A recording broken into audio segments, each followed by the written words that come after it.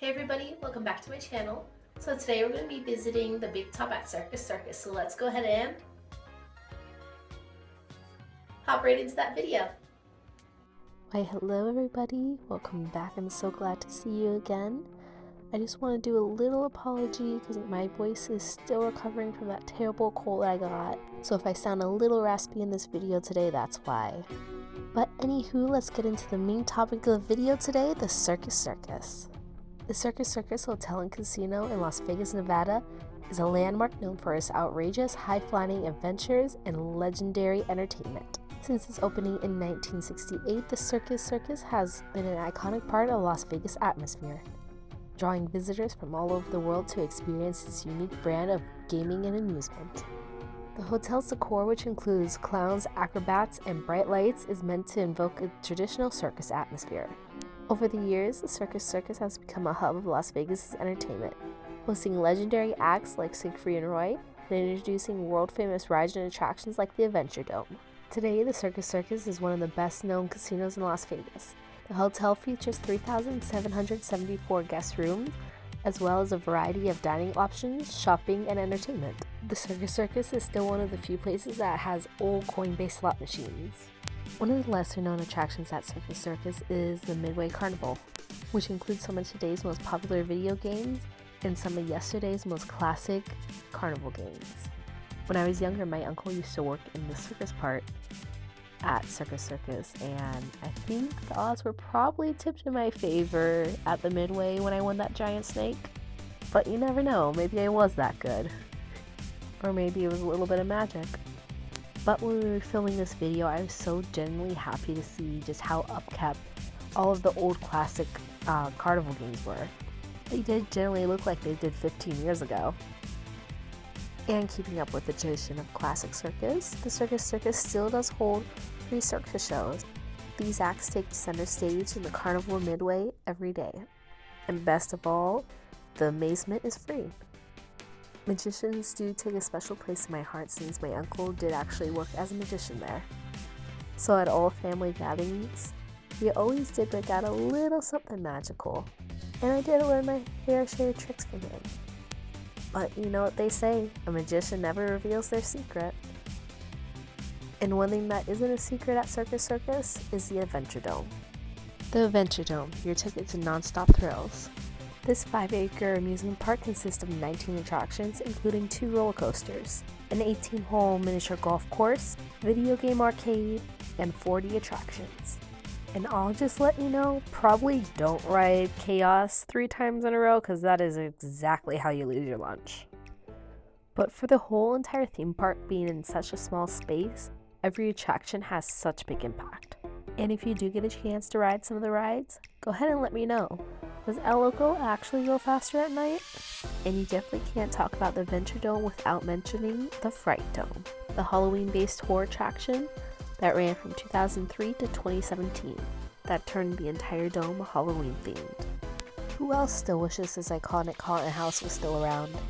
I definitely think this look is 100% approved for that today. And remember when I mentioned that Vegas has a flair for animatronics? Well, guess what? Circus Circus got them too. Not only were a few animatronics featured in the Fright Dome, but a few were featured in the original Adventure Dome as well. Opening day, the Adventure Dome wasn't called Adventure Dome. It was the Grand Slam Canyon. This park was revolutionary for its time, and that revolution included a theme area with 8 dinosaur animatronics. You know, I think if those dinosaurs were still there, the Adventure Dome would be a lot cooler today. But for whatever reason, Vegas just can't shake those animatronics. But while we are on the topic of mechanical things, the Canyon Blaster, a double loop, double corkscrew roller coaster, and the centerpiece of the Adventure Dome, is currently the oldest working roller coaster in Nevada, which is pretty cool to be able to ride a piece of history like that. It's definitely held up fantastic over the years, especially considering that in the first years of the park being open, it received over 1 million guests. So the next time you're at Circus Circus, go ahead and step up to the Adventure Dome and be a part of that history. And speaking of history, Circus Circus has a fairly rich one. Although the casino opened in 1968, this is not when the hotel was built. The hotel part of this casino would come a few years later on. But before that, the creative force behind Circus Circus, Jay Sarno, would have a lot of work ahead of him. Sarno already had his hand in Las Vegas with his help in Caesar's Palace. He had an idea to make Circus Circus for families to have a reason to vacation in Vegas. This opportunity there was little competition with. More than 10,000 people had showed up for the opening day in 1968, with Sarno serving as ringmaster. The line to get in stretched for more than a block, and this was just for the gambling hall and the midway. Another big change to the formula that other casinos didn't have was a charge for admission, $2 for out-of-towners and $1 for locals. But even with this, Circus Circus still wasn't making enough money. With the Nevada Gaming Commission threatening to pull his license, Sarno had to put his ownership into a trust. After a little bit of time, his highest priority was building a hotel for the casino. But with having to build a hotel, that does take money. And without having any good connections to the bank, he turned to an alternative method of paying it. In 1971, Sarno had turned to a Kansas City mafia boss. This mafia boss gave him a $7.6 million loan, and he built the 414-room hotel. This deal now meant that the Circus Circus was in the mob's interest. This made it one of the most notorious mob haunts on the Strip. Eventually, Sarno finally started to find his way out of the casino business, but he did still keep his ownership as landlord. Under this new ownership, Circus Circus got a big upgrade. They remodeled the casino and redid the midway, updating some games that had been cheating customers. Could you imagine all the conversations that went on at the steakhouse there?